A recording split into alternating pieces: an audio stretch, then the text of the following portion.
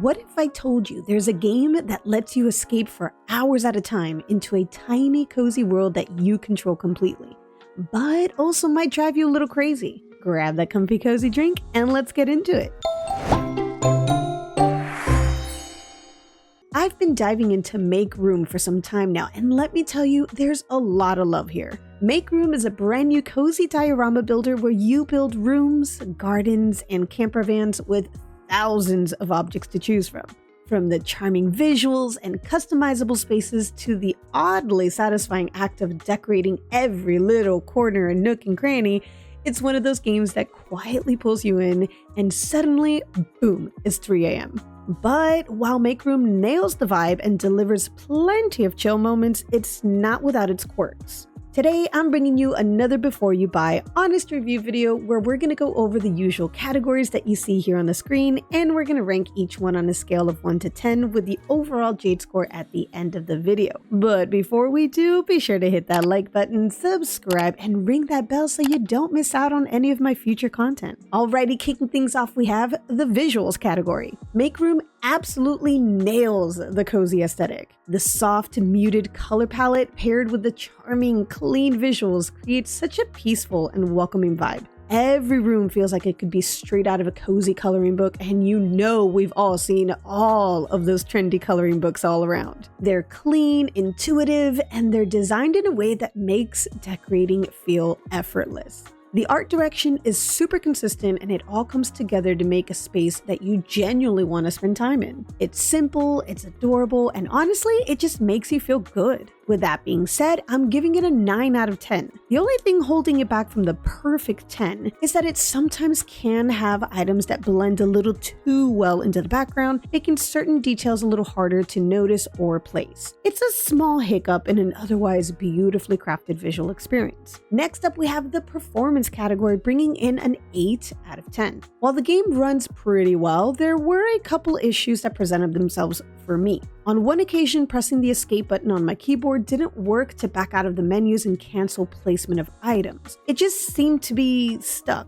I was manually able to close out of windows by clicking on the X, so it didn't fully affect what I was decorating, but it was still kind of frustrating. Additionally, as soon as I chose the skip track option to change the current song playing in the background, it went into what seemed like a never-ending shuffle mode that abruptly changed songs almost every 2 seconds. The only way to fix it was by restarting the game and making sure to never touch the skip track option ever again, making that feature pretty much useless at that point. Aside from those issues, it never had any frame drops or lagging issues, and it ran buttery smooth.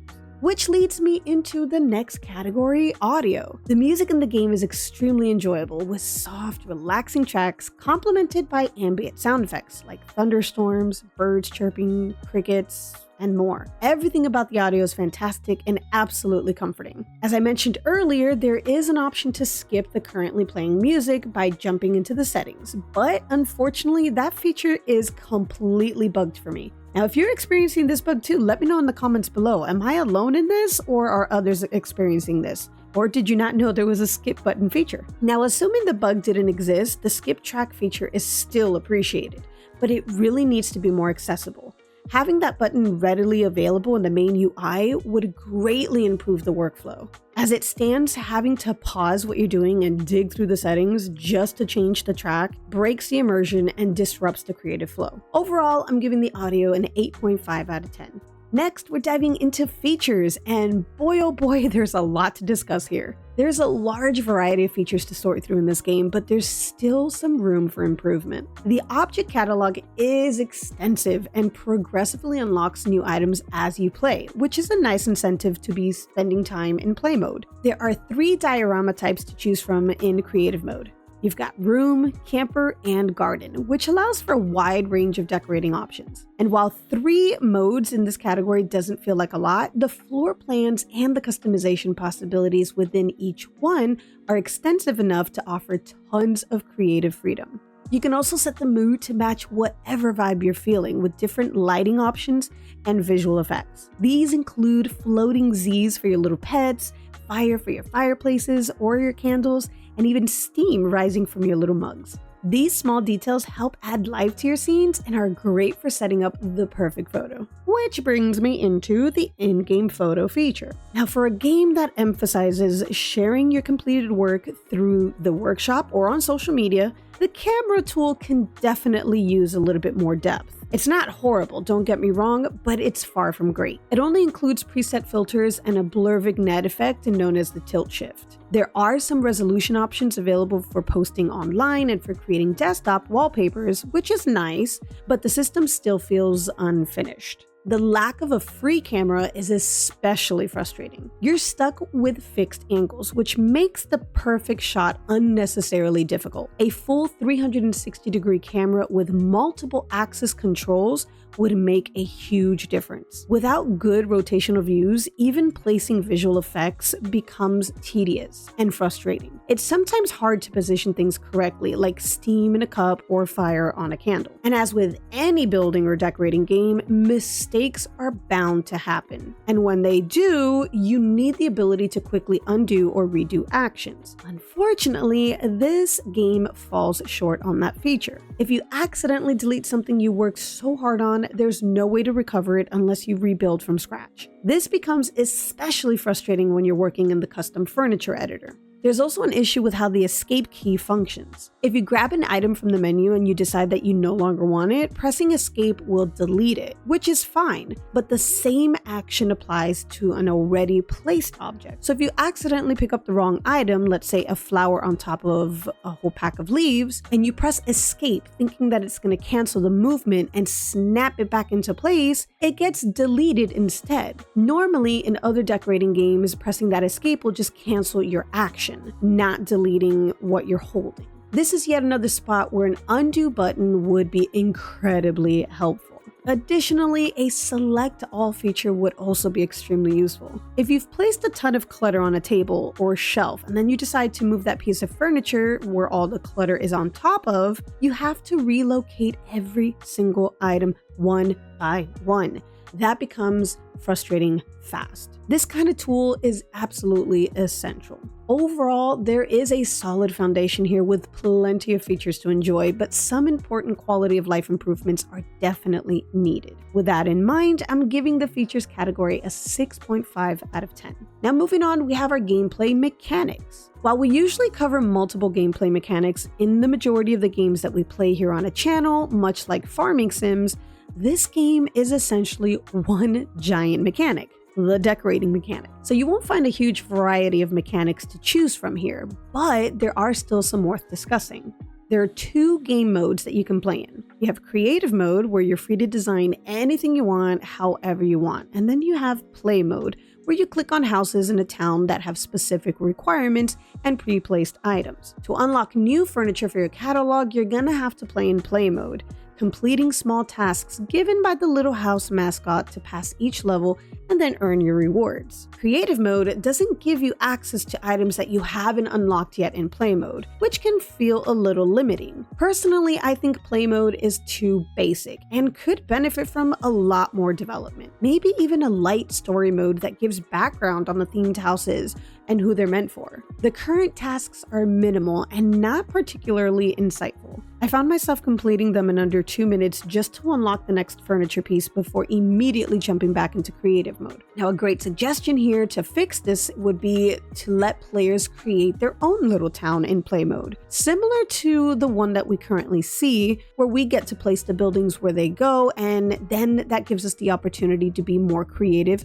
like having a mini town builder. This would give play mode more depth and make it feel more like just a stepping stone to unlock items. Next, it's the custom furniture creator, where you can build anything you want from scratch. This is where your imagination can run super wild. Sky's the limit in the terms of what you can make using basic shapes. However, this tool can be intimidating for some players who may not have the patience or the creative energy to build something piece by piece. It would be incredibly helpful to include some basic templates like tables, chairs, or blank desks to help get players started and encourage more use of this mechanic. And unfortunately, the lack of a 360-degree camera makes it frustrating to maneuver around your creations. This makes placing and aligning parts very difficult, especially when precision matters. Some players will thrive with this tool, but many will likely find it clunky and overwhelming. For a game that leans so heavily into simplicity and comfort, more starter templates or even the option to modify existing catalog items would go a long way. Finally, there's a cleanup tool in play mode that lets you vacuum up dirt, mop up water, and remove cobwebs around the room. It's a cute little touch that adds just a bit more to do besides decorating, but overall, it's very minimal. Now, all things considering in this category, I'm giving the gameplay mechanics a 6 out of 10. Now, up next, we usually have the story category, but since this game isn't the type to really feature a traditional story narrative, we're ranking its engagement and immersion factor instead by measuring how captivating the overall experience feels. Does this game keep you focused, relaxed, and creatively invested? Yeah, I would say it does. It's easy to lose track of time while decorating as you get lost into your creative workflow, building up beautiful spaces. It allows you to form a personal connection with the rooms that you're decorating with various elements that encourages self-expression, creating emotional investment. It's highly immersive with occasional breaks in flow here and there, but overall it's very engaging and a pleasant space to exist in, landing this category a solid 8 out of 10. And as for originality, MakeRoom is a nice addition to the diorama decorating game genre, but it doesn't push any boundaries. It offers the expected tools and features, but lacks a few of the fundamentals, bringing little innovation to set it apart from the many similar games already in the market. While it's a clean, cozy, and absolutely adorable game, there is a noticeable lack of fresh mechanics or unique twists that would help it stand out in a crowded space. It plays it safe, delivering a familiar experience rather than a groundbreaking one, landing it a simple 5 out of 10 in this category. The game delivers a very enjoyable and soothing experience, especially for those who love cozy crafting and personalized dioramas. So this category for the fun factor is landing a 7.5 out of 10. The creative freedom and charming visuals make it easy to get lost in the decorating process. However, the play mode feels a bit underwhelming in its current form, and it could benefit from more engaging or imaginative elements to make it as fun as the building aspect. A stronger, more dynamic approach to play mode would greatly enhance the overall enjoyment.